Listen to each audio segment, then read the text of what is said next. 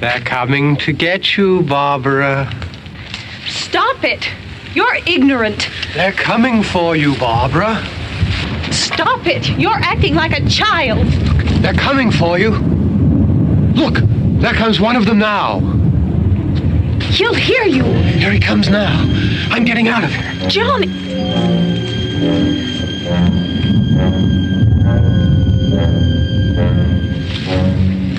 Oh!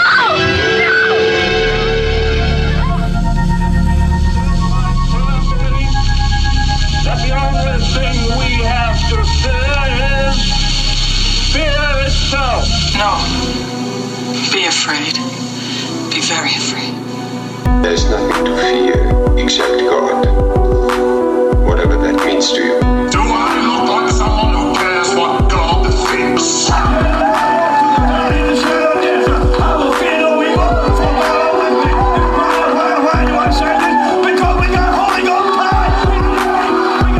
You're listening to The Fear of God, a podcast exploring the intersection between Christianity and the horror genre.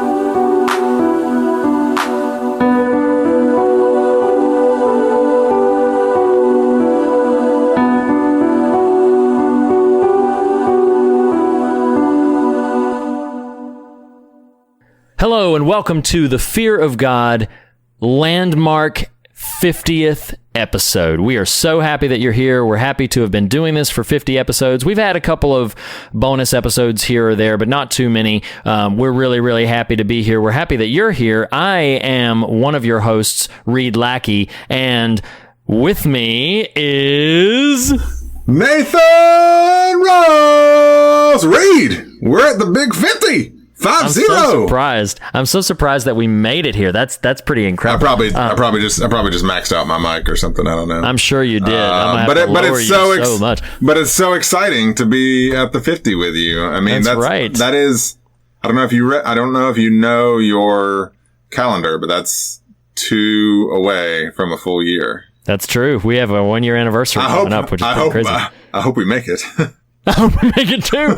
Oh man. So, zombie apocalypse going to come and get us. No. But, every week we have a conversation about the intersection between Christianity and the horror genre, between faith and fear. And this week, we had some news that by the time you hear this, the news will have been probably 3 or 4 weeks old. But unfortunately, the legendary genius in the horror genre, George Romero, passed away this year. And so we thought it fitting, not only for celebration and tribute of his contribution to the genre, but also to landmark our 50th episode, would be to have a conversation about his truly iconic, groundbreaking, legendary film, Night of the Living Dead. So that's what we're going to be discussing today. But first of all, I just wanted to ask you, what you watching? What you reading? What you listening to? That was good, Reed. That was good. You've been working on that. I like the little shrill laugh that accompanied it at the end. That's my backup singer. That wasn't me. Yeah. Oh, okay. Right. Yeah. I got a little jar backup singer, like the Bride of Frankenstein. Wow. I figured out how to do that. Yes. And I just pull him out of my pocket and he just comes up and he's just like, I'm impressed. It's like Nicolas Cage, Tiny Elvis. Like, I'm Tiny E. Oh, that's right. That's great. So what you watching? You asked me a pertinent question of what I'm watching, reading, and listening to. So I got a couple, and actually, you might say there's several. Oh boy. So there's 2 movies and a book. What do you want to hear about first, Reed? Oh my gosh. Okay, so tell me about one of the movies, then the book, then the other movie. Whoa, it's like a movie sandwich with a book in the middle. I love those. Yeah, I love those. That's like the most intellectually stimulating version of things possible. Movie, book, so true.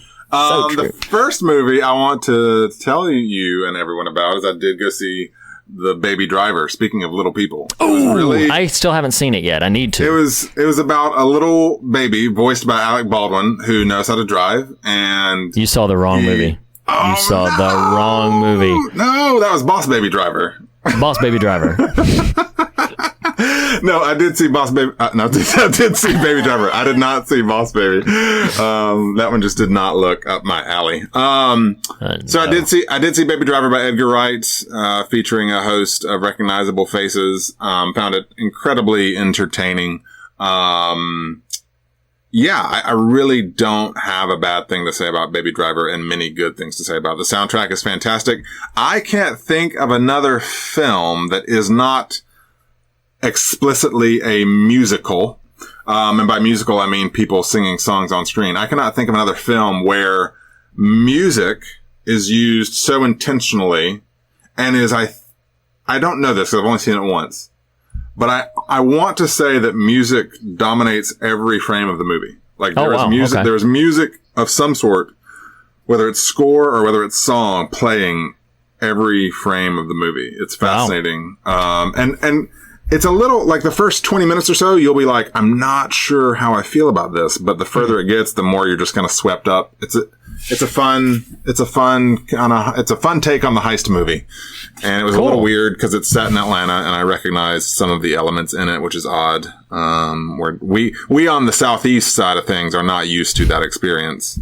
Sure. Like ye Southern Californians.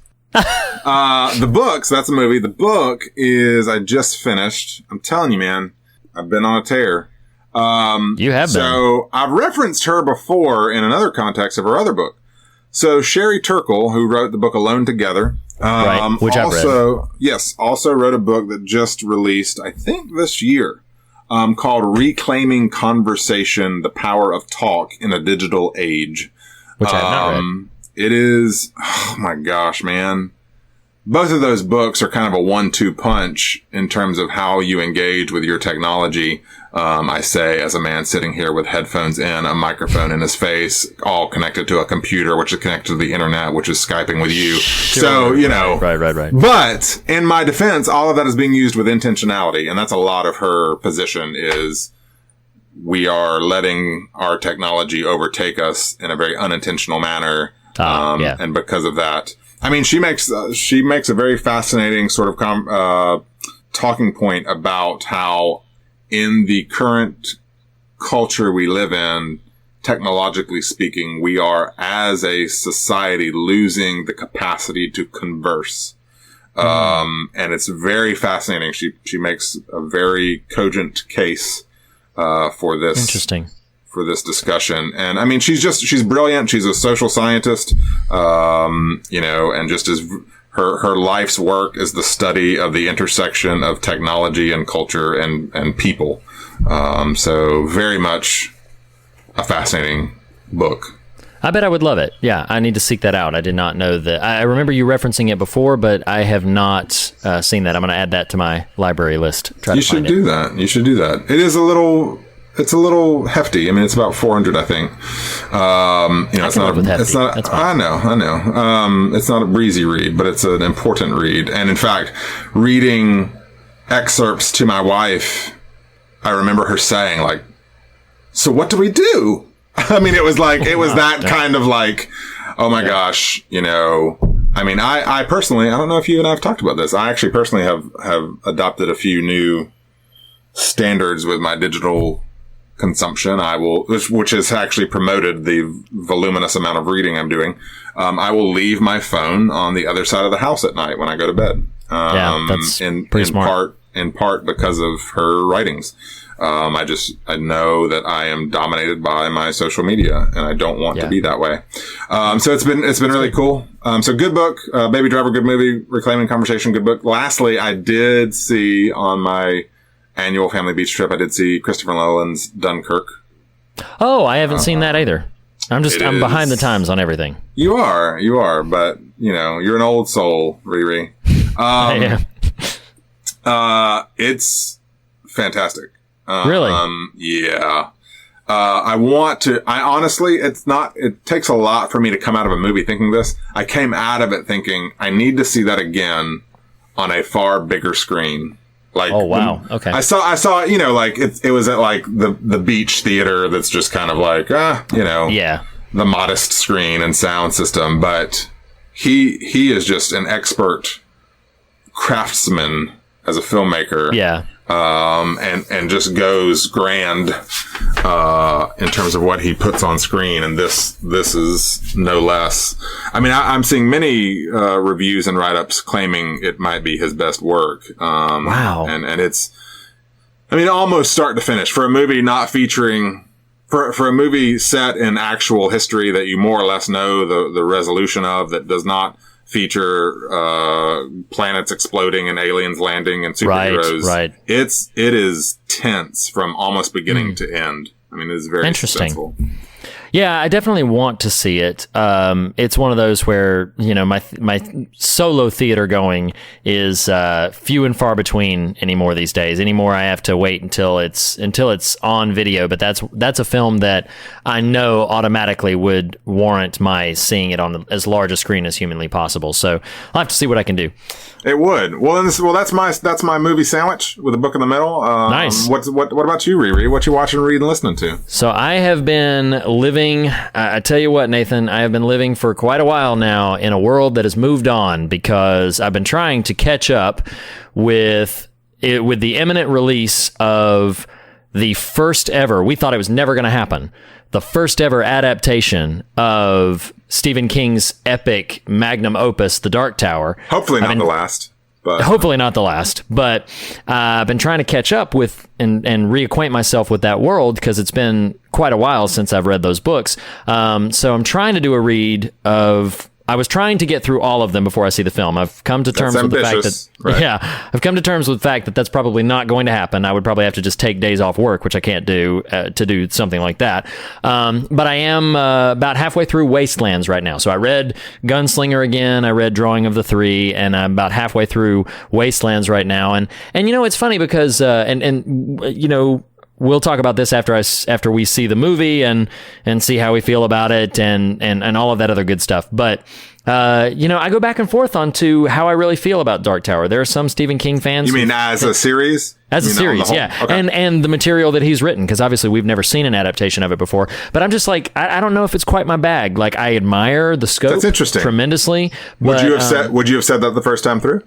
Yes, yeah, really? Yeah. I've always felt that way, and I wondered, which was one of the specific reasons why I wanted to reacquaint myself with it before the film, is because I was wanting to see if I would feel differently about it as I'm going through it, knowing now where it's going and what's happening, and being very familiar with the characters and their character arcs.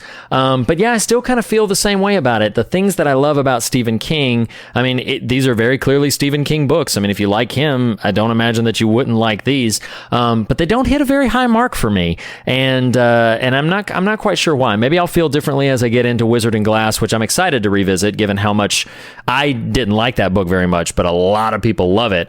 And so I'm actually really excited to revisit it and see if I feel differently about it. Yeah, it's funny. It's funny to hear you say that, because where you're at, that actually makes a lot of sense to me. I actually didn't care much for Wastelands. Interesting. Got it. But I will tease future conversations by saying I do think Wizard and Glass might be my top 3 King books. I mean, I adore Wizard and Glass. But that's cool. That's cool. So, yeah. I mean, are you just, I was going to say, are you going to start skimming, or just sort of read until the movie comes out and then watch the movie? I'm going to read until I get to see the movie. So just any leisurely reading time that I have is devoted to trying to make my way through the Dark Tower series. And then because I've read it all before, so this is just a refresh. So then, you know, if my opportunity to see the movie, if I'm only, 10 pages into Wizard and Glass, or if I'm all the way through Dark Tower, the book, which I doubt that will happen, then there it is. Well, you never know, because, I mean, time is a face on the water. So, I mean, that is true. It could happen. That is true. I mean, I will say this. Conceptually, I love it. I'm on board my lack of affection for Dark Tower has everything to do with the minutia.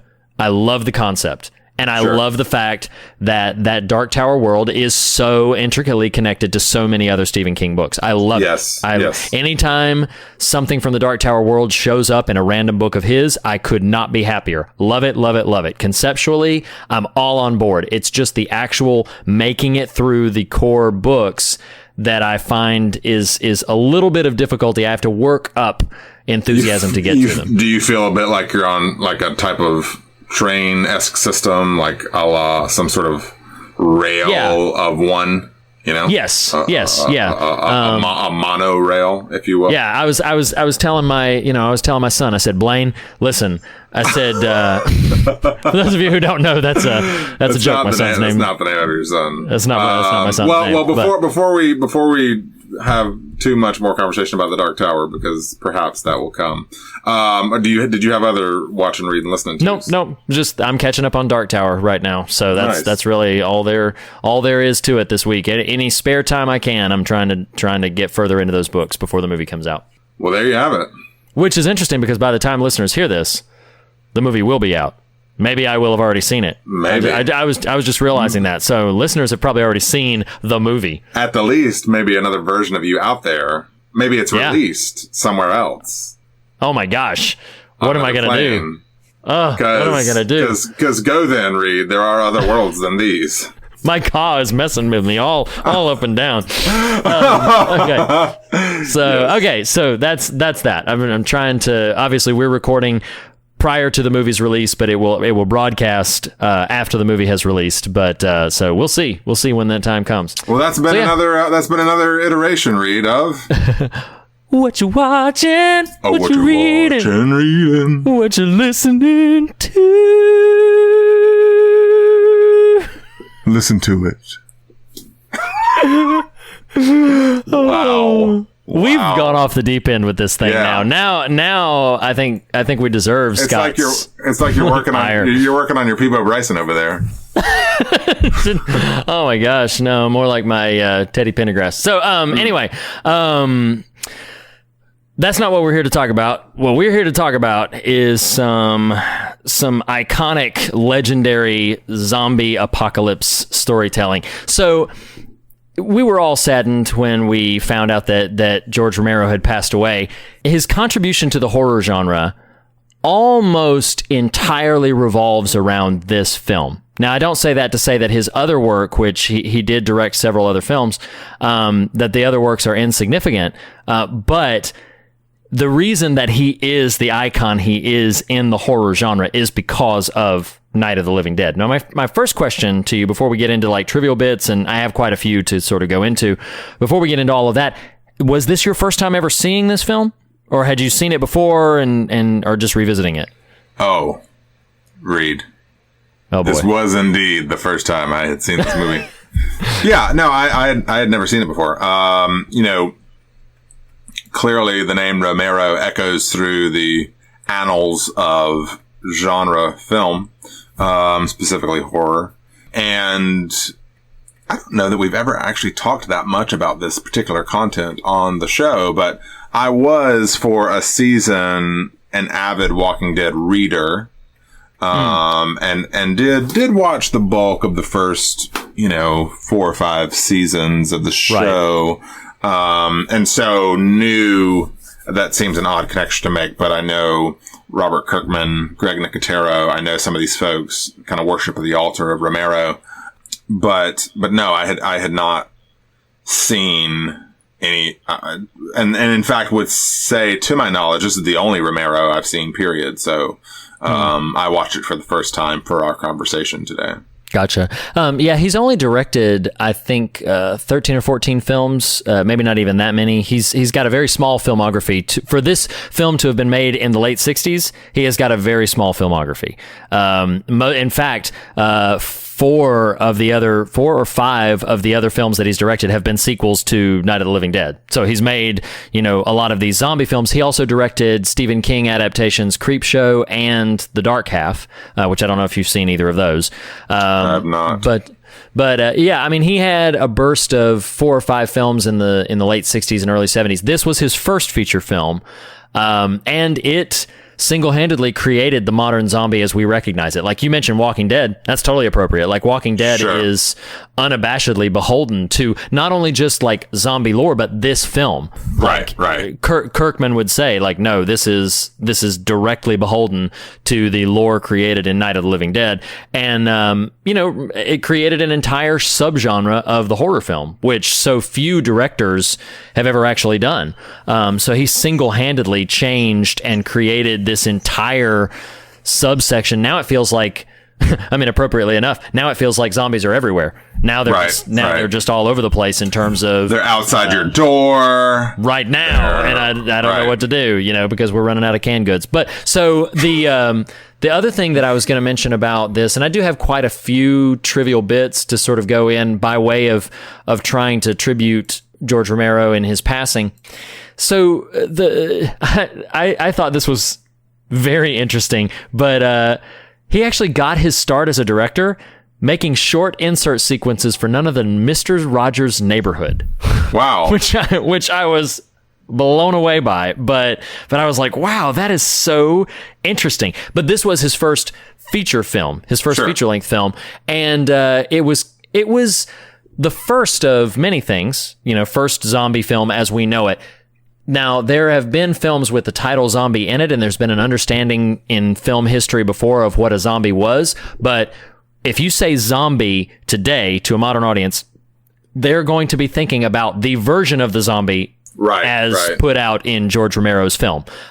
You go back to the 1930s with a film called White Zombie, starring Bela Lugosi, and it's a very different concept for what a zombie is. It's more sort of into voodoo. And I thought that was the 90s Rob-led band, White Zombie. That's actually where... I mean, you're joking right now, but that's actually why his band is named that. It's because he's affectionate to that film. That's exactly why it's named. I did not know that. Is because he loves White Zombie so much. So, the getting back to this Romero film. So when it came out, it was made on a relatively small budget for its time, about $114,000, which of course I don't have $114,000, but it was made for, and that would be like in today's standards, that would be just under $1 million. It had some difficulty finding some distribution though, because every major distributor that was interested in the film wanted the ending changed. Specifically, they said that the ending was troublesome and problematic, so they wanted a different ending, sort of a happier ending to it. And Romero and his writing partner, which I'm looking up now, John Russo, they stuck to their guns and they were like, no, this is the ending of the film. This is what we want. This is the type of film we're making. But then when it came out, so something that listeners may or may not know. So the film was released in 1968. October 1st, 1968, which, dear friend of mine, you will know October 1st is my birthday. But so it was released October 1st, 1968, and at that time, the MPAA rating system did not exist. So the film essentially issued unrated, which meant that anybody could buy a ticket to it. And one of the big controversies around this film is that some of its first audiences were like kids and adolescents who saw this film for the first time, to the degree that, like, Roger Ebert, when he wrote his review of it, he was really bothered by that. He said there was like a 9-year-old in my theater who was crying because they believe what they see on the screen, and this was terrifying to them. This was truly traumatic, especially, and we'll get into this when we get into it, that the ending of the film, ending the way it does and as bleak as it is overall, it was really traumatizing for some of these younger audiences. Reader's Digest genuinely put out a cautionary article saying that they feared it would begin to inspire cannibalism in people. Wow. And of course, several major voices in the Christian arena at the time said that the film was satanically influenced because of the cannibalism thing and because the daughter eventually attacks and kills her mother. Spoiler alert, I guess. This film's like 50 years old at this point, so expect that we're going to talk about every bit of it, as we usually do on the show. But one thing that it usually gets credit for, which is actually not true, it often gets credited as like being the first film to feature a major black main character. That's actually not true. Like Sidney Poitier's career was already well underway, and he was the leading man in many of his films in the early 60s. But it is true that it's the first horror film to feature the main character being a black man, and it was incredibly unusual in a cast of all white others for the main protagonist to be a black man. So I'm not diluting the legendary and groundbreaking status of that in that way. It wasn't the very first film to do that. It was the first horror film, and it was controversial to a degree because one thing that you may not know, and I'm just going to have to spoil the ending. We'll talk about this when we get into it. But one thing that you may not know is, so Well, I can say it this way. We know how the film ends. So people asked Romero, did you do that ending on purpose? Because that same year, Martin Luther King Jr. was assassinated. Right. And they were like, did you do the ending of that film that way? And he was like, no, I heard about King's assassination while I was driving to find distribution for the film. The film was done. Right. But, sort of a synchronicity of time there. So this film comes out and that has happened. But he was just making the film that he was making. It was purely coincidental. And some of the social commentary that the film gets praised and credited for was purely accidental. It was not absent of it. There were definitely some things that were in there and in the air at the time in the 60s, but quite a bit of it was just coincidental. Well, and you bring up the race element. Dwayne Jones, the actor who plays Ben, I did read that he rewrote his scripting. That yes, he was a very educated man. He was a theater professional. The role didn't quite reflect what he thought would be accurate and appropriate for him, and so he rewrote the text of it. So I found that fascinating because you and I in pre-briefing this particular episode. I think he stands out in terms of the performance. That's a little bit like dislike, but anyway. So yeah, I found that interesting that he did that. Yeah, I couldn't agree more. So last couple of things is just the word zombie, of course, is never actually stated in the film. It's at most the living dead are simply referred to as ghouls by one news broadcast. But the last little trivia bit that I have, although more may come up as we're in conversation if a subject comes up, but the impact of this film, and we don't say this every single time. I know I sometimes bandy about the word masterpiece, and I tend to praise films a bit more highly sometimes than maybe I should.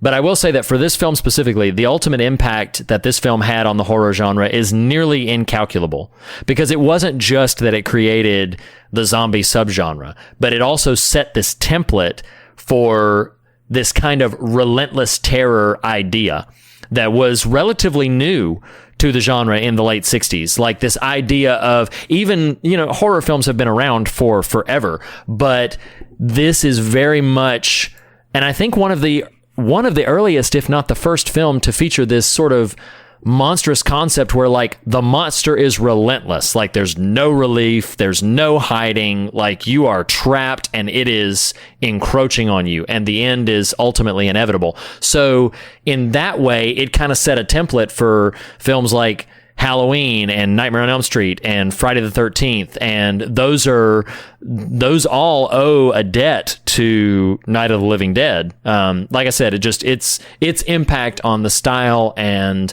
the substance of horror films that would follow it probably cannot be quantified or calculated. Well, and to your point about just the sort of ground zero nature of its impact was, in my own trivial bit reading, I did find it interesting. It had been selected by the Library of Congress for preservation in the National Film Registry as a film deemed culturally, historically, and aesthetically significant. So, it's a big deal. Yeah, absolutely. So this film is obviously a landmark. It's iconic.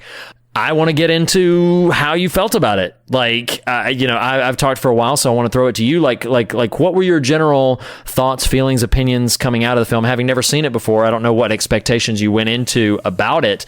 What did you think? Well, I do want to preface by saying, so this is streaming on Amazon Prime for anyone who cares to listen to it in a free fashion.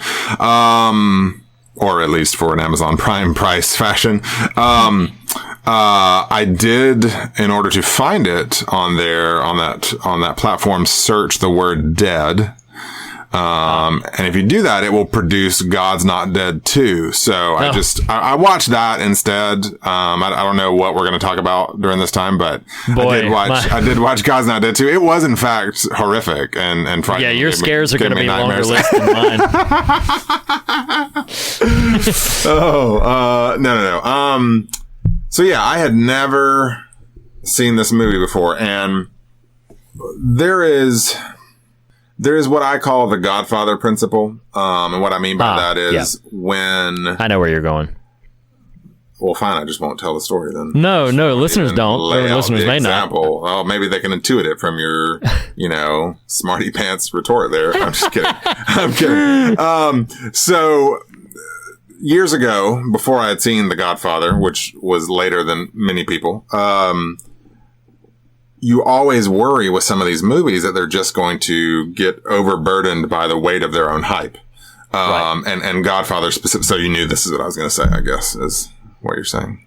I'm just playing with you. So Godfather was one of those movies that when I finally sat down to watch it, because I'm like, as a competent, or at least consider myself competent, knowledgeable, informed movie person, I need to have seen The Godfather.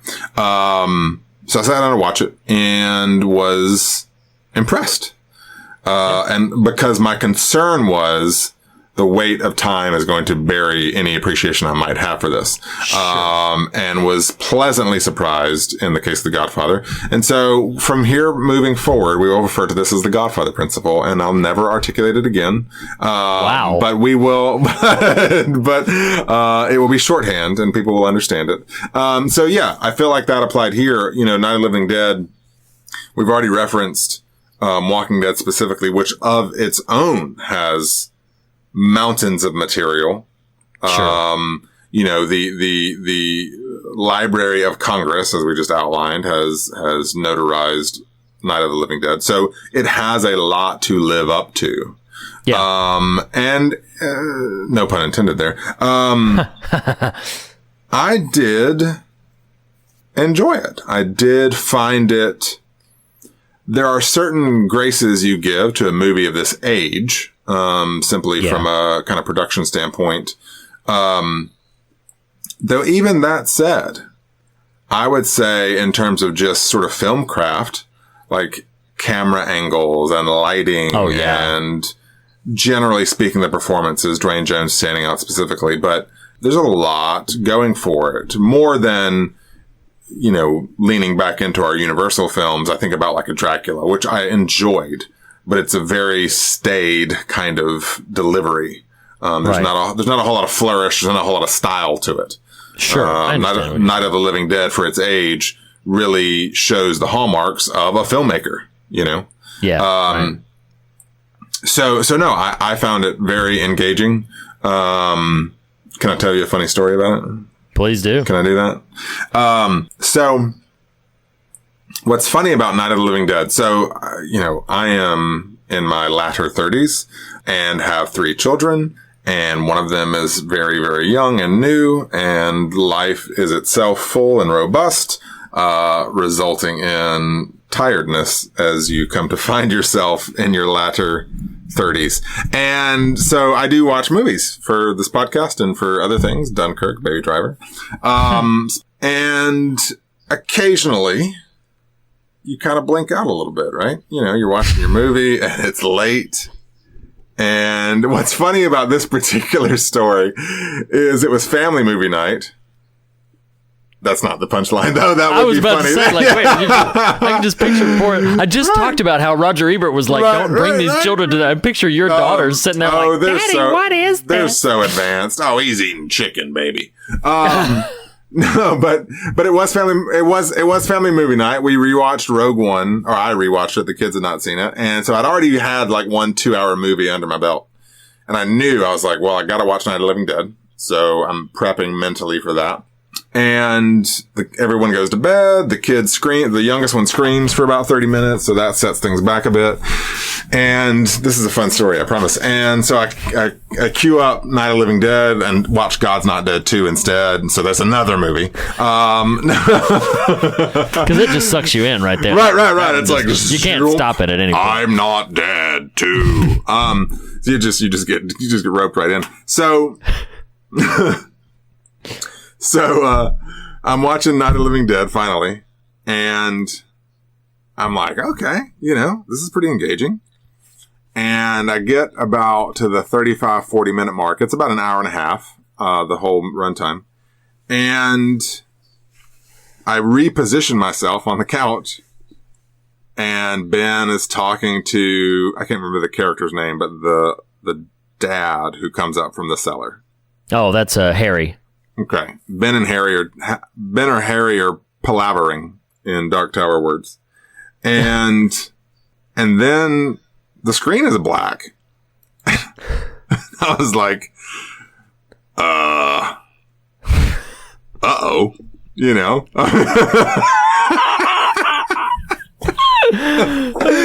So I, in my fatigue, had just closed my eyes for not but a second and slept through the rest of the movie. Like literally just, wow. I wasn't even laying. I wasn't even prone in a prostrate fashion. I was just like sitting on the couch, you know, maybe with my head propped in my hand a little bit, and they're chatting, and then all of a sudden the screen is black. Like, this isn't Netflix where it's like moving on to the other thing. This is like, it's just done. It's over. It's like my TV's like, you're done. So then I'm like, oh crap. It's midnight. I don't know how long the movie is, and I don't know where I was in it. Oh my gosh. So then confession time, I was like, oh God. Do I want to stay up? And so I go to Wikipedia to read the plot, and I was like, wow, that sounds pretty compelling, actually. You know, like, like a good movie. Why didn't anybody know about this movie? Right.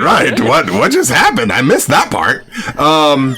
So I read the Wikipedia plot summary and decide I need to be able to speak knowledgeably of this movie other than just having read the plot summary. So dude, it's 12:15 and I'm like fast forwarding through 45 minutes to just find where I was. Oh my gosh. Yeah. Finally finished. I did kick back off where I was and finish the rest of the film watching it, actually watching it. Thank you. I wanted for you. It's accountability, man. It's for you. It's for the listeners.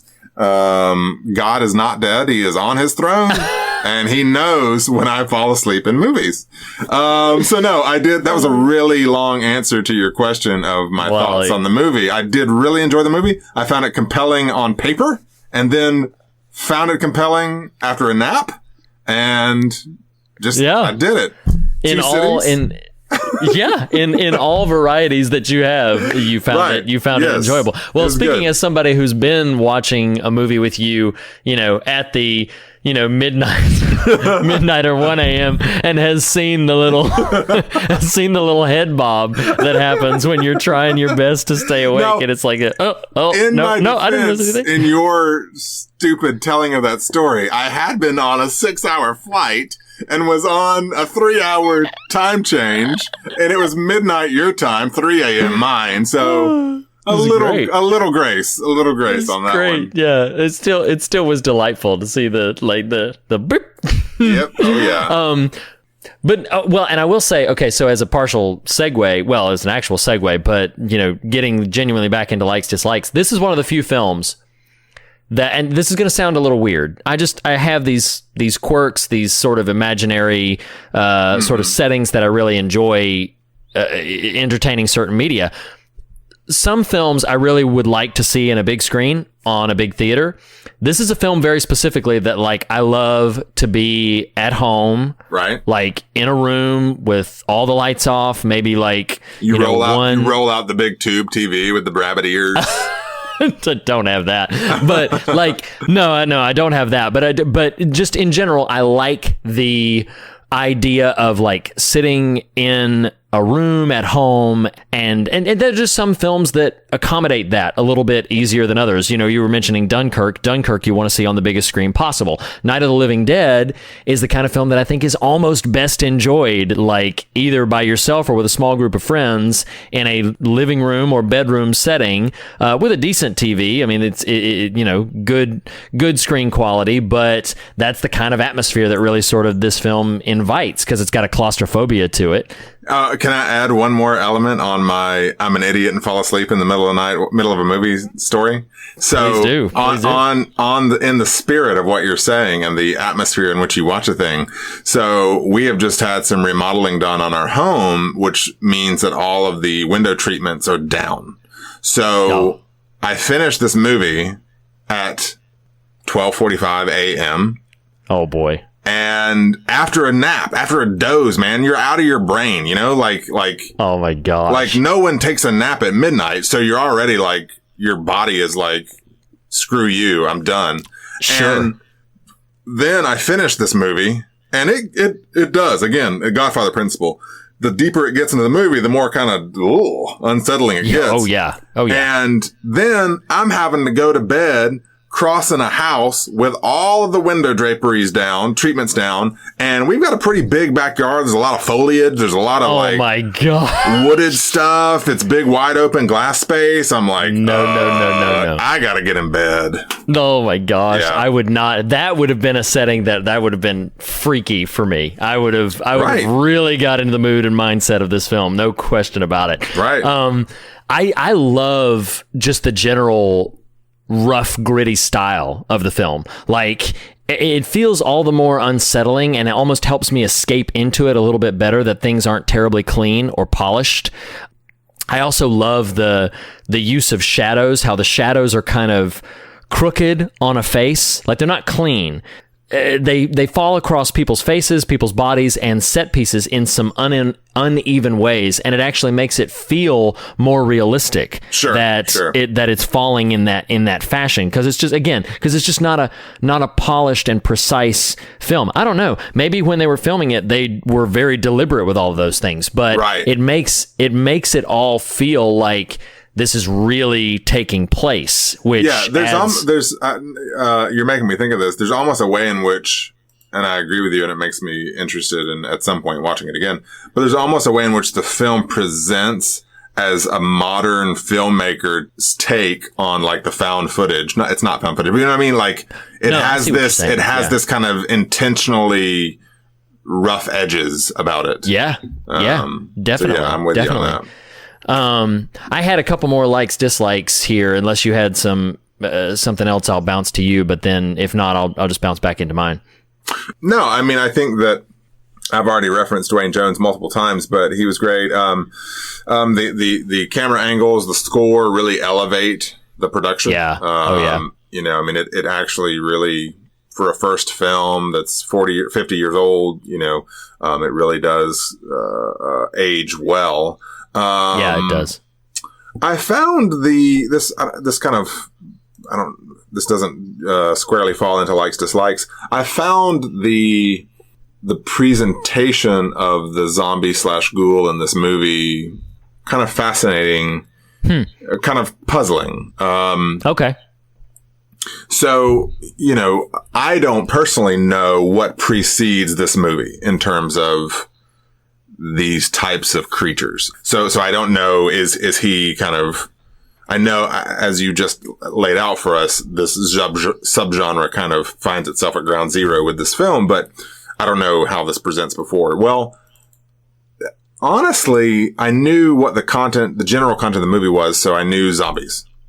Right. Well, when Barbara and Johnny are in the cemetery and the first zombie is coming at them, you can sort of tell, just, you know, production design indicates by his torn suit, okay, this is some non-correct person. You know what I mean? Like, this is right. Something's off with this guy. Yeah. But it's a very, I mean, again, this is 50 years old. It's ground zero for where this ultimately goes as a genre. But I found the mobility of the zombies in this fascinating, to the, like, the intentionality. Oh, he picked up a brick and threw it. Like, there's right intentionality. There's thought process. You know, there's cause and effect. There's, you know, reasoning happening. Mm-hmm. You know, intellectually in these creatures. So I don't know. I found that kind of an interesting, to the point. Now, I'm going to sound like a dummy saying this, but that carries on so much with that first encounter that I almost got confused. I was like, I'm pretty sure that's a zombie person thing. Oh, right. But you know, it's such a kind of like, it's so different in presentation than we're used to. Right. That I started to question myself, like, and then I fell asleep. No. The question was just too much. It knocked me out. My brain just shut off from the way. Anyway, I just found that kind of interesting, and speaks a little bit to how zombies have been presented over the years, but I'm not used to the brick throwing zombie, yeah, I gotcha. Well, and one more thing that I'll just mention before we get into scares, because that's probably a good segue for that. Like, I really like the young couple, Tom and Judy. Like, I like both of those actors, and I like their characters in the film. So their death kind of hits me the hardest of anybody in the group, except for maybe Ben, the main guy. Their death is sort of the saddest to me, because they're the only ones in the group who don't either annoy me or that I think have got it coming. I'm just like, oh man, that sucks. I really wanted them to make it out of this. But then, they're barbecued and served up to the zombies. One other note that I have here, and I don't even know, because of your story of falling asleep through it, if you'll even know what I'm talking about, but I wrote poor naked lady zombie, like the only one. Oh, trust me, I caught that. Yeah, the only you always catch that. Oh, but no, like, it was just this one random naked woman among the zombies. Like, everybody else has some degree of clothing. There's one guy in like boxer shorts, but like everybody has some degree of clothing on, but she is stark naked, like, just wandering around. And I'm like, what must that have been like on set for this poor person? They're just like, why does everybody else get to wear clothes, but I am the naked? Or, like, I don't understand. Or she's just a weird actress who was like, can I be naked? Like. And Romero's like, no, okay. Sure. I just picture him with a cigar and his, I don't know why. Or maybe the character, to harken back to Bone Tomahawk, maybe she's a somnambulist. Maybe it actually isn't a zombie. And That's private. Maybe she just sort of sleepwalks and wandered into this den of ghouls. Anyway, yeah. Yes, exactly. So moving on from that into what's it's clear. So it's clear as an asterisk here. I did watch the entirety of the movie. I may have had to go back and pick it back up after my slumber. But so some of it you saw twice, right? So clearly, maybe, yes, exactly. Well, of course, the opening in the graveyard is iconic. I listed it kind of under scares, but it could go anywhere. It's just an iconic. They're coming to get you, Barbara, has been aped and stolen and copied for so many different things. It's absolutely iconic. That entire scene in the graveyard. But that having been said, on scares, like their encounter, like him wrestling with Johnny, is pretty unnerving. Like it's a nice, decent little wrestling fight, and that opening zombie is he's nerve-wracking a little bit. The other thing that I had, I'll just rattle through mine and see if you have anything that I said. That the film generates a steady and consistent amount of suspense and tension and dread as the zombies begin to congregate, not only in the sort of initial encounter in the house when Ben first arrives, but also in the climax, in the rest of, like in the end when they're actually breaking into the house. There's a lot of just sustained tension and sustained suspense throughout that entire final 20 minutes or whatever. And then, of course, the girl going after her mom, there at the end. I don't know, like, you kind of see that coming a little bit. Maybe our initial audiences didn't, but that's kind of like what's going to happen. Like, clearly this girl's been hurt. She's going to turn into a zombie. She's going to go after her parents. I will say, if you're watching it at midnight and you're super tired from a long day of family goings on, like, that would not be your exact first thought when you see that little girl. Gotcha. Just as a note, because in fact, that was part of when I read the write-up. I was like, oh, well, I wasn't thinking about that, so I'm gonna wow, yeah. Go finish the movie now. And that's even one of the things that, from a commentary's perspective, both critical and praiseworthy, that's one of the things that I think taps into the psychology of the film, and something that, Moral Police had a bit of a problem with, where it's like, wow, you've got a child killing their their mother and feeding on the father. Like that's really disturbing. It's really upsetting. But then, you know, from a psychological perspective, I've heard some commentators say like, well, yeah, there's a lot of children who really wrestle with these kind of ideas of like, yeah, I'd really love to attack my folks or something like that. And I'm saying that in a broad psychological sweep, not there's a real problem there. The last sort of little scare bit that I had is, and this is not really necessarily a scare, but I just find it so appropriate and poetic that Johnny is the one who pulls Barbara into the fray. I just thought that was good. I had forgotten about him by that point. I was just like, oh yeah, he was just the guy and now he's dead and it's done. So when he shows back up at the end and actually pulls Barbara into the horde of zombies, which is pretty horrendous, although tastefully shown, like you don't see a lot, but you know what's going to happen to poor Barbara. Barbara, by the way, originally in the script, she was supposed to be a much more active and intentional character. She wasn't supposed to just sit like a lump on the couch for half the movie. But that's partially what the performance of the actress Judith O'Dea brought to the film, and Romero liked it, so he tailored that to it. In the remake of Night of the Living Dead, the one in 1990 directed by Tom Savini, the Barbara character is much more active and intentional and is at the forefront of all of the efforts to stop the zombies and fighting them. And in that film, in the remake, she actually, spoiler alert, she actually survives. She's the one who survives at the end, and survives like without some mishap happening. Like she actually survives and actually gets away.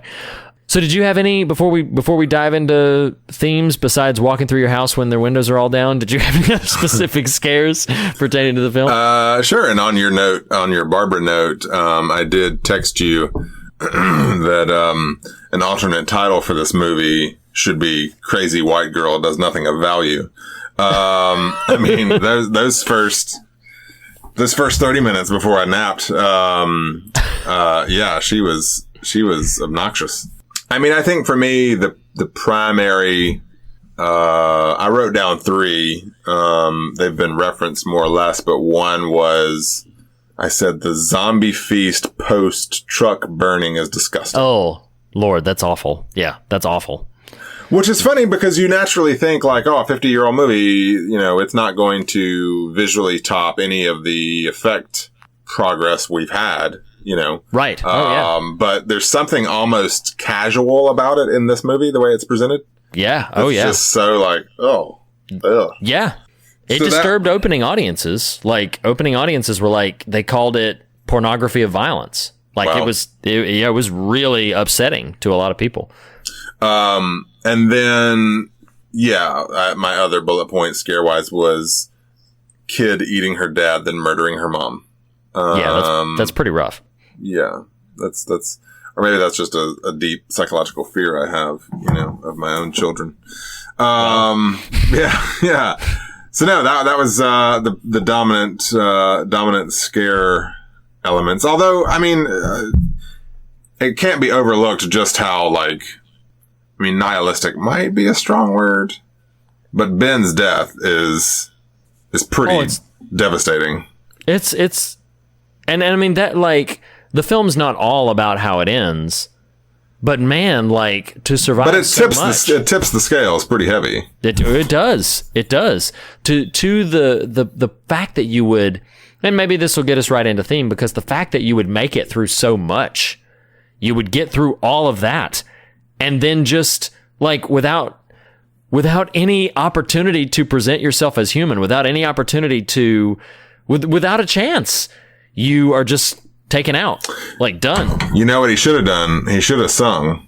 He should have sung a song. Oh, we've seen that work before. We have. At least it worked in Busan, you know. It did. Where, yeah, he should have just wandered through the house like, you know, what you watching? You know, what like, you that's reading? what he, don't shoot me. That's exactly what he should have ddone. Right. No, like, sincerely, that was a big thing. I mentioned the Martin Luther King assassination earlier. That was a big reason why, you know, so for anyone out there who may not have seen this film and is listening to us anyway, the hero of the film, Ben, who, as we've talked about, sort of skirted past the controversy, was a black actor. Most prominently, his resume at that point had been live stage work, but he gets this role. And his character is clearly the hero, and his character is the most sort of noble among all of them, and he makes it through when every single other person has died. Every single other person we've encountered is dead, except for the authorities who are sweeping in to, clean up the zombie mess. He's in the house, he's making his way up after the night, and he's about to exit the house when the arriving team of police officers, a mob of people who have been tasked with cleaning up this zombie mess, see him through the window and unceremoniously gun him down, and he's dead, and that's the end of the film. Well. To be fair, to nuance that a little bit, they don't see a black live man in the window and shoot him. They presume, this is a zombie because this is what we're encountering. Well, but here's the thing, Nathan. Here's the thing. I appreciate your nuance. There's a strain of thought out there that have asked Romero, was he making a political statement? Because that's not clear in the film. It's not clear all they say is there's another one for the fire. It's not clear in the movie. Now, okay, so before I get too deep into this, sure. This actually does play. I can see that like, I am of the opinion that they thought it was a zombie and they're shooting it because they think it's a zombie. I'm of that opinion because I just feel like that's the rhythm and pacing of the film, and Romero has sort of skirted away from the issue when it's been brought when it's been brought to his attention. But as I was watching the film, I paid particular attention to that scene. They don't call out any sort of distinction or knowing like, oh, there's another one or anything like that. Like, they don't care. And to that end, there were some people, and you got to keep in mind that even though the film was in the can and Romero was trying to find distribution for the film, when the film is shown in November, right, like the world on the scene had just dealt with the death of Martin Luther King Jr. Sure. So it is what people are feeling and thinking about. It's the kind of thing. It's like, imagine a film that heavily involves, and people probably already make this comparison without me doing it, but imagine a film being released a month after 9/11, and it probably wouldn't be in today's climate, but that heavily featured, plane crash, terrorism, hijacking, all that kind of stuff. It's like, well, or what are you trying to say with all of this? Or how are you conversing about this, And so I find that interesting. And I do find it interesting that it is not explicitly stated in the one thing that I will say is, regardless of whether they thought he was a zombie or not, they're in no danger. They're several yards away. Sure. It's not like he's not like coming at them. They see him through a window in the house and just bam, take him out. They don't even ask the question if he's alive or not. They don't even wait to see if there's a survivor. They're just like, bam, another one for the fire. And I do think that that's somewhat significant in terms of what the film is sort of playing with. I will say definitively, because I don't think we have in this show, Romero went on record, and I actually really admire him for this in a lot of ways. He went on record and he said Dwayne Jones got that part because he gave the best audition. Sure. Like, Romero was not casting a black actor to make a political statement. He said he delivered the best audition. We gave him the role for that reason. And I actually admire him all the more for that, even with the commentary that might be going on in the subtext of the film. I admire the fact that he just basically blind color cast this. He was just like, nope, Dwayne Jones is the best actor for the part, so that's where we go with. Well, that's one of those few moments you just can't foresee or replicate, where a confluence of circumstances makes your content, makes your art have a bigger statement than you would have anticipated. Maybe even wanted, but definitely than you would have kind of prepared for. Sure. And I don't know what you had by way of themes. Do you want to lead, or do you want me to sort of segue right into it? I'll defer to you in this moment. I mean, I know this is holds particular significance for you as well, so I'll let you play cleanup here, which is a sports reference. So I don't know. One of the primary things I kind of took away from it, it feels like maybe a dead horse we beat every now and then, but Harry, as you reminded me of his name, at one point during some of their confrontation, he barks at Ben the line, "We ought to risk our lives just to help somebody else." And I don't know. I just think, I think the zombie genre is as tired as it is. And let's be frank, it's pretty tired right now in 2017. Yes. But what it does afford a storyteller is exploration of that specific kind of question. Like, what does it mean to be, it's a bit too pithy to say in community, but what does it mean to be in association, in acquaintanceship, in relationship with other people in the face of opposing forces? Right. You know? Right. And, you know, sort of begs that question we sort of engaged, a little bit last week with Green Room of like, what does the opposing forces aligned against you provoke in you? You know? Right. Is it abrasiveness? Is it, becoming like them to overcome them? Is it, showing forth, an option that is different than even the ones you're in community with? You know, I don't know. I know that's kind of, you know, skirting the surface perhaps, but, that just really stood out to me of something from this, you know, the genre itself tends to beg that question. You know? Right. Yes.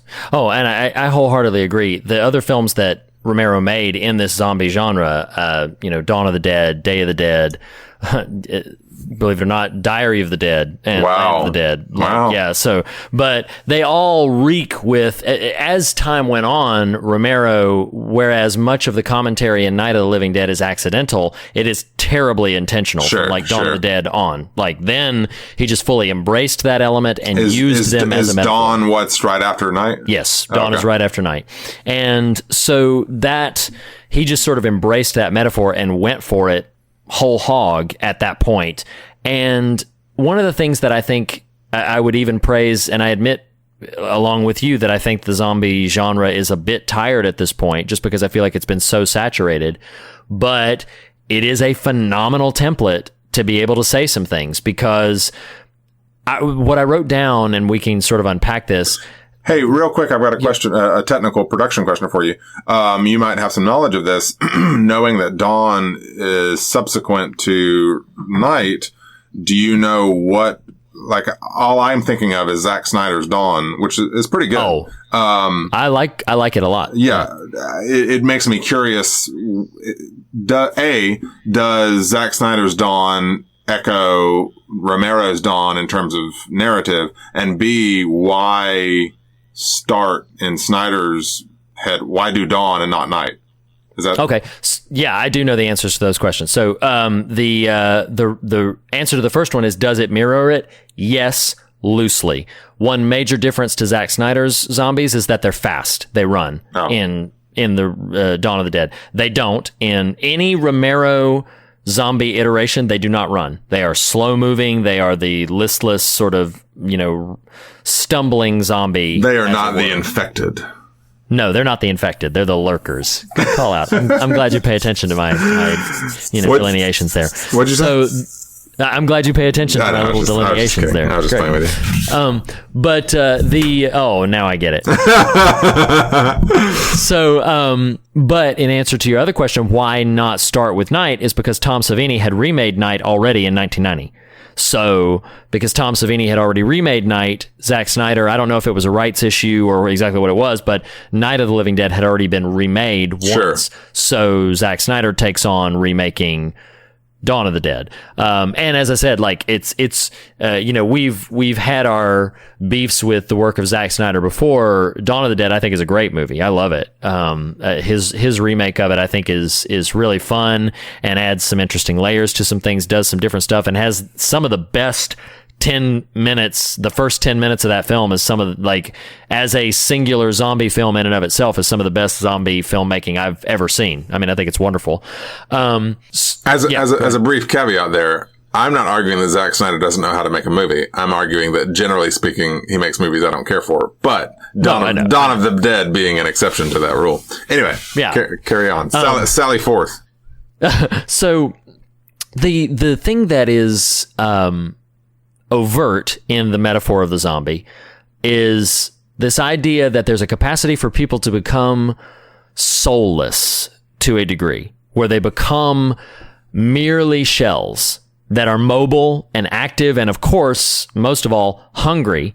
So they are pure appetite, but there is no more cognition, that they are only their appetites at this point. Right. And it's interesting that you brought up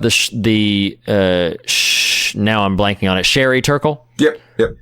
So it's interesting that you brought up her and how technology is changing us and what technology is doing to us and how we are becoming consumptive. I did that on purpose. I know you did. No, I'm sure kidding. you did. But I do see the lines you're drawing here. I also read a book, very, very brief book compared to Sherry Turkle's 400 plus pages. This one I think is barely like 120, but it's by a man named Walter Brueggemann called Sabbath as Resistance. That's what the name of the book is. And the subheading is Saying No to the Culture of Now. Wow. And, I dig it. And it is all about, it does go into this idea of that the notion of the world at large, or sort of the spirit of the age, is consume. Sure. Consume, rinse and repeat, consume.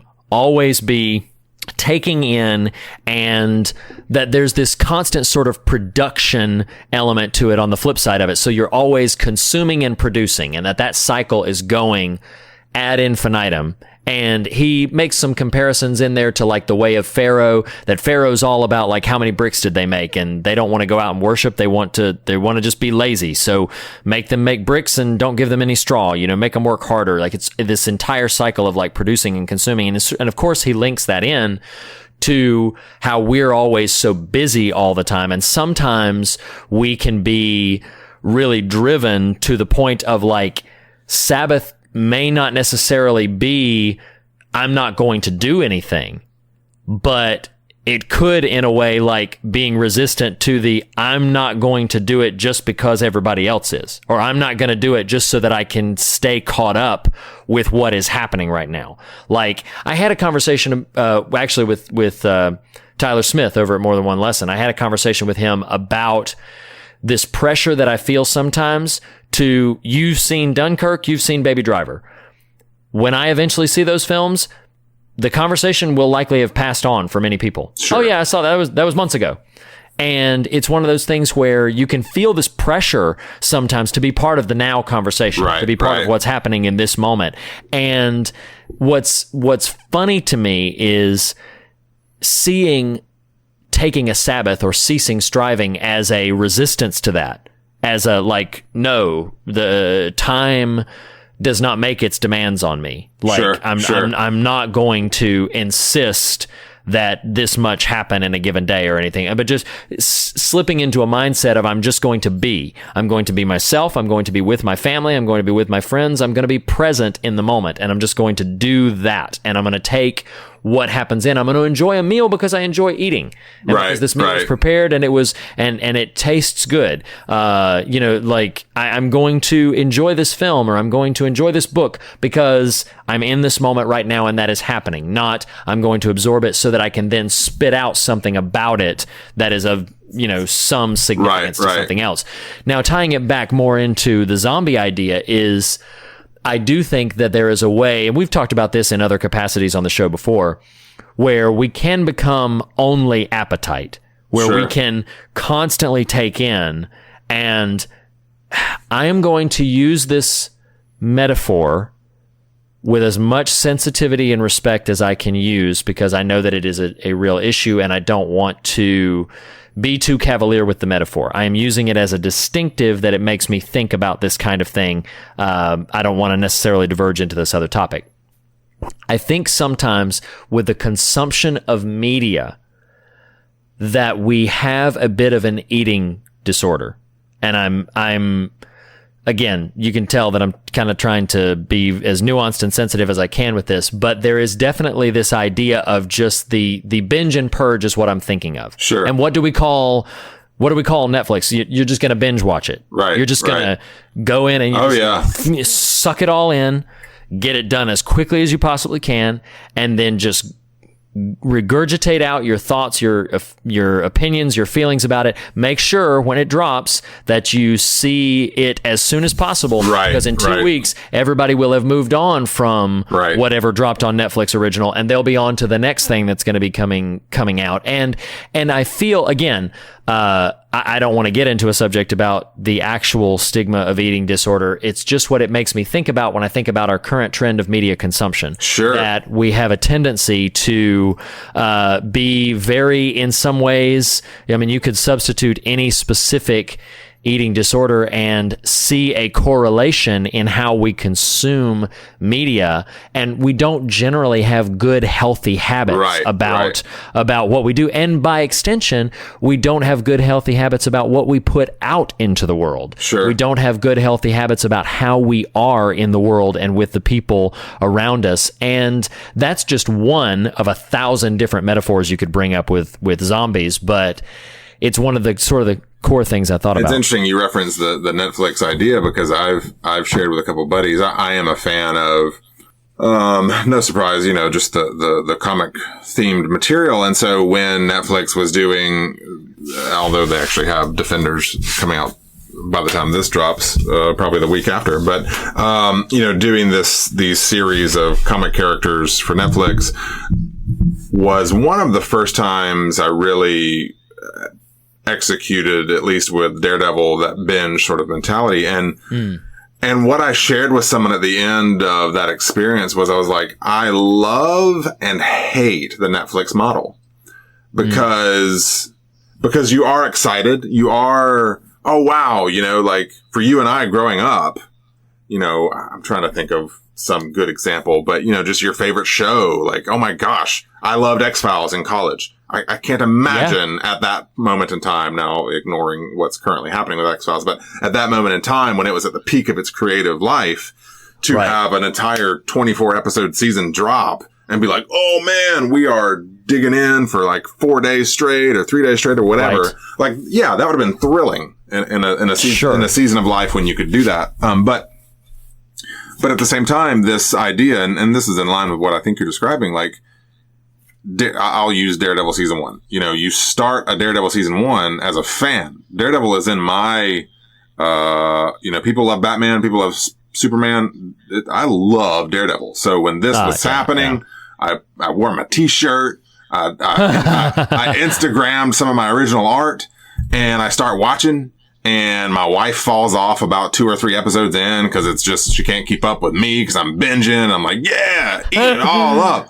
And then by like 6 or 7, you're like, oh man, I gotta loosen the belt, but you just keep going. And then you're like on 10 or 13. Right. So no, I am totally with you. I'm making light, but the point stands is like, we don't know, we are not healthy to ourselves. No, not at all. And so I've always said, and this is a terrible position in life, but I've always said, if the Lord were to say to me, Nathan, here is a plate of warm, fresh chocolate chip cookies, then you can eat all of them right now, or over here, you can have goodness and health for eternity. Right. I might take all those cookies, because I am not good to myself when in many scenarios. Now, I'm trying to be a more conscientious adult and responsible and all that sort of stuff. But as a general, those sorts of examples still stand. And I think you're really hitting on something potent that this genre does well. And, you were brushing up against the Turkle stuff, but the Brueggemann as well, that, man, and I'm with you. Like, if I don't see the movie the first weekend, I almost this is a strange confession. I will almost in my person kind of rebel against just seeing it at all. Wow. Yeah. It's kind of a weird thing. It's simply because it's like, well, not because it's active and conscious, but just because it's like, well, maybe I'll get around to it at some point, but I'm not going to have as much investment or excitement about it because, quote unquote, I won't be part of the conversation, Right. anyway. And that can be, there can be a lot of pressure there. There can be a lot of strain to try to be relevant. Right. And to try to be of the now. And so I'll say this, and then I'll maybe bring in the scripture verse, because, we'll probably need to wind down here in the next little bit, that I think there's a difference, a profound difference, and it's coming to me in real time right now, but there's a profound difference between being present and being now. So what I mean by that is that being present is I'm engaged. Right. I am engaged with what's happening in the world around me, and I am active in it. Being now is exactly what you just, like, I'm missing out on the conversation. Right. I have to fulfill these. So one is sort of, more emotion or spirit oriented, and the other one is task oriented. Like I've got to make sure that I watch all of this, because next week people are going to be talking about it, and that's going to be the I'm going to be left behind if I'm not there with it. And I think that would be worth some consideration. Is, are we being mindful to be present, or are we striving to be now? Because I think that, and tying it into zombies, people are probably sitting there thinking like, wow, this is Night of the Living Dead. Where in the heck are you guys going? But I think that there is a way to tie it back in where you can become just pure appetite for relevance and pure appetite for the things that you like, for things that in another context would be quite enjoyable for you. Like I'm sitting here right now, I'm trying to reacquaint myself with the Dark Tower books, before the other one comes out. That's more sort of like pre-game for actually getting there, less about wanting to be, to spit something back out to other people. But there is this sense I frequently, and I'm teased for it sometimes, I will rewatch a movie 6 or 7 times. Right. That I love, this, I love this movie. I can remember that when Mary Tyler Moore passed away in the earlier part of the year, I wanted to rewatch the whole Dick Van Dyke Show. And I enjoy that. I love revisiting old things, but the culture of now says you don't have time for that. Right.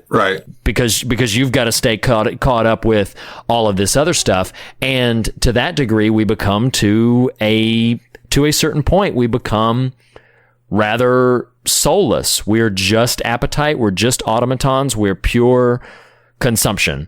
I do want to tag back in, and this may feel a bit ham-fisted or pigeonholed, but I love the statement that you said, Harry Cooper's statement.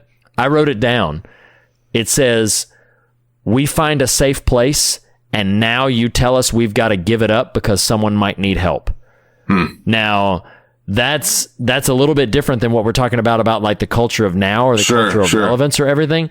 But I think about this often. The two things that this viewing of Night of the Living Dead brought up to me is I have to watch my appetite and I have to watch my environment. Right. Because I have to watch my appetite to make sure that I'm not pure consumption. I have to watch my environment because if I get too safe and cozy and comfortable, sometimes I'm going to be drawn out of that and drawn to a place of discomfort because someone might need help. Right. So anyway, well, that's as much as it's really weird. Like, it's strange how these things kind of coalesce sometimes. Well, there was not intentionality in me referencing Turkle's Reclaiming Conversation in this conversation, but, fascinatingly, your following this consumption appetite idea is triggering in me. And then I don't know if you know this. I don't keep up with youth culture in any super degree, but, kind of a la YOLO, which is you only live once. Oh, that did you know there's a FOMO? Have you heard of this? FOMO? I've seen it before, but I don't. Well, I don't know what it means. Let me educate you on what the kiddies are talking about when they use their little memes these days. FOMO is fear of missing out. And it is... Oh my gosh. Right. It is becoming this thing. So in Reclaiming Conversation, Turkle goes on at length.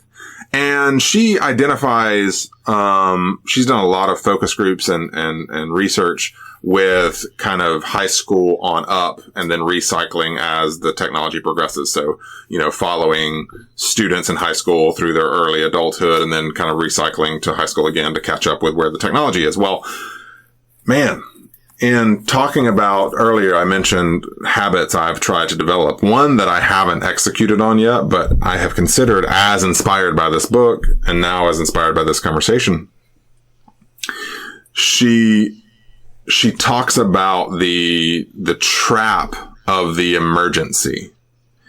And she says these kids, and we'll call them kids, we'll call them high schoolers, it's college age, it's young adult age, it's getting into our demographic age. She talks about these kids who will go so far as to sleep with their phone in their bed with them. And she'll ask them these questions like, why do you do that? Or why do you feel the need to answer every text when it comes in, as it comes in? And she talks about it on an academic setting, how teachers are struggling with kids and distraction and attention, all that sort of stuff. Right. Well, these kids will say, and hear me, and she isn't either. She's not foisting this upon kids. Like, this is your problem. Deal with it. Like, this is a cultural, social, societal, everybody's got a hand in the responsibility jar here problem. And she says these kids will talk about emergency and how, well, if Reed texts me at, 2:59 p.m. when I'm in my staff meeting, well, it's going to ping in my pocket. I'm going to know someone's getting in touch with me. I need to know, well, is it an emergency? Has something happened? Okay, well, it's Reed talking to me, and now I'm going to talk to him. Like, we are conditioned by our device. We are zombified. I'm just going to finish the analogy. We're zombified by our device, and how it's fascinating. She talks about catastrophe and how oh man, you'll love it if you decide to read this book. You listener, but she says, in a world of urgent and emergency, everything is catastrophe. And we forget history. And the point she's trying to make, she says, in a world of 9/11s, post 9/11, every day is a new 9/11, right? Wow. This idea, not that something that level of catastrophe happens. Sure. But we inflate that level of urgent emergency catastrophe to everything. Right. And she says what happens and I know this seems like I'm going far afield, but I feel like the path you felt like you were walking down was we're zombifying ourselves, right? Yes. By appetite consumption. She says when everything is catastrophe, instead of paying attention to the history of how we got here, the only answer in catastrophe is kill the terrorist. Wow. Yes. Wow. Because if it's catastrophe, that means emergent response has to happen. Urgent and swift and decisive. And she says, instead of focusing on presentness and history and person and social dynamics and why we're where we're at and how we can overcome that and why that person thinks the way they, you know what I mean? It's fascinating. And so I'm with you, man. I feel like who knew the zombies were so prophetic. But, it really feels like there's a lot of that to be mined there. And, I encourage myself, I encourage you, I encourage listeners, figure out where your blind spots are in your consumption, really. Yeah. Absolutely. Absolutely. And figure out how and if you want to make some changes to that. And Yeah. And to tag one more thing that you're quoting of Turkle there about, kill the terrorist brought up in me is that once again echoes back to how the film ends. Yeah. Yeah. They don't even stop to think. Right. They don't even stop they're not present in that moment. They're in a state of emergency. They're in a state of emergency. Right. And so because they're in a state of an emergency and catastrophe, they take the heroic survivor of our story. Right. And they gun him down unceremoniously because they're in a state of catastrophe. And that's one thing I will say explicitly, to echo what you've said, that yes, we should be mindful of our blind spots in our consumption, our sensitivities, all of that kind of thing. And this may feel like a weird button to put on there, but I tell you, man, George Romero was a cinematic prophet. Like some subtextual thing that happened when you envision a soulless sort of being who has mobility and has functionality and at least some modicum of thought. I won't call it intelligent thought, but it's thought. Intention, right. Intention, yeah.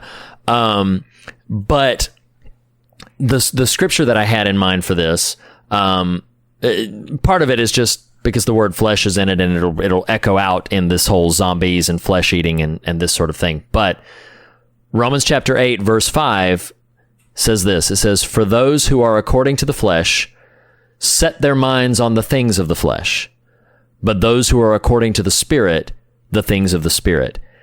And what I'd like to say is commentary, or what this scripture makes me think about in this conversation, is you're going one direction or you're going the other one. So you as a person are either moving forward into death or moving forward into life.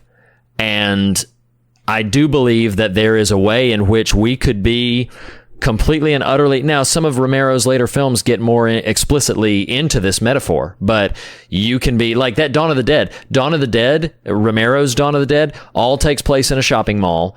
And so you have images of them wandering aimlessly through the stores, right? You know, which is an overt metaphor. Right, it's an overt metaphor of like, you don't even care. You're just mindless consumption at this point. That is the metaphor. And I think that we as individuals, we as people, are either heading in one direction towards further appetite, further consumption, further, I will keep using the word soullessness, or we are heading deeper into things of the Spirit, deeper into connectivity, deeper into community, deeper into recognition, understanding, and presentness with the world around us. So we are either the living or the living dead. And I'll wrap my button on that. Drop your mic there. Drop my mic right on that. Pow. So yeah, I mean, if you didn't have anything else to add, I think we'll move right into our legendary Emmy nominated David S. Pumpkins. So, all right. So no pressure on this being a landmark, groundbreaking film, but we rate every film that we talk about here by our own personal metric of David S. Pumpkins, and we talk about style, scares, and substance. So in the arena of style, Nathan, what would you give to Night of the Living Dead? I am going to again reiterate this Godfather principle. I am tempted to give it a 4. I mean, it was all right. And now it's unfair to lump it in this category, but you know, we've been walking through some black and white movies. The black and white movies we've been watching have been a little on the little point A to point B, you know, pedantic kind of fashion. I was ready for that kind of feel. I got something much more unexpected and much more, pardon the sort of punnery here, much more alive, much more alive film than I was expecting. Sure. I am tempted to give it a 5 because of its influence, but if I'm really assessing it for my personal feelings about it, I'm going to give it a 4.5. There's some things that, it just dings it down a slight bit for me, but it is an incredibly groundbreaking and influential film. So 4.5 for me on style. So on scares, I'll go ahead and go first. I think it's got some pretty effective scares, and particularly some of the more devastating moments or some of the creepier moments. I'm going to go 4.5 on scares as well.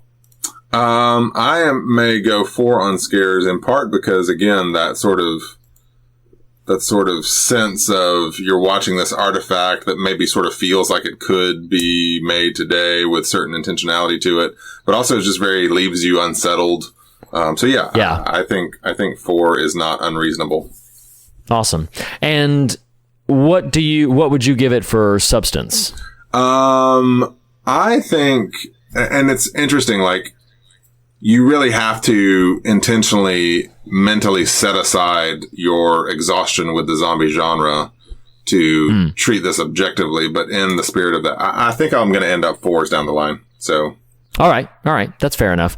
For substance, I give this a 5. And it's for one major reason. I feel like the creation of the zombie as metaphor is just pitch perfect. I think that it is that the anytime somebody can create a cinematic metaphor that works this well, I'm just like that's it. You've got my substance vote, because you've added to the conversation in a substantive way, and obviously we've said, Romero fashioned the zombie genre as we know it today. So all of that having been said, that means we give Night of the Living Dead a firm, solid 8.5 out of 10 David S. Pumpkins. That's strong. That's strong. That's a not too shabby rating for a film from the late 60s. Yeah, that's a really high, strong rating. So definitely highly recommend it. I think that it's far more palatable to today's audiences than it would be. Obviously not young children, but